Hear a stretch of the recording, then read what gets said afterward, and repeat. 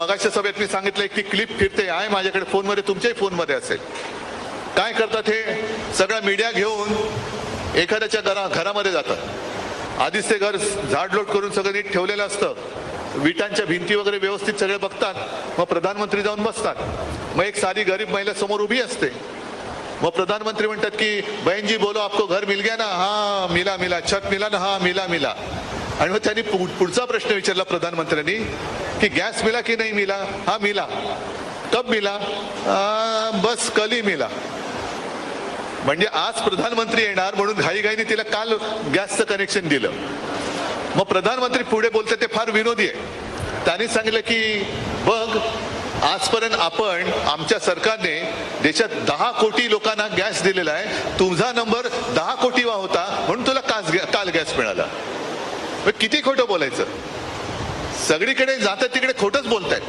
तर हा जो काय खोटारडेपणा आहे, सारी गोष्ट इथे आता मला कल्पना नाही. शेतकरी आले असतील, त्यांचे काही प्रतिनिधी असतील, विचारा शेतकऱ्यांना पीक विमा योजना मिळाले का. नाही मिळालेले. आपत्ती काळातली मदत मिळाले का. बरं जे मोदीजी बोलले होते की शेतकऱ्याचं उत्पन्न मी दुप्पट करीन, झालंय का. लागवडीचा खर्च वाढले की नाही वाढला. वाढलं ना. खत वाढलं की नाही वाढलं. बियाणं तरी अस्सल मिळतं का. अरे अस्सल बियाणं भाजपामध्येच नाही तर ते तुम्हाला शेतकऱ्यांना काय देत आहे. यांचं बियाणं सगळं बोगस आहे. सगळे बाजूनी बाहेरून घेतात माणसं बियाणं. आज सुद्धा कोणतरी घेतलंय त्यांनी.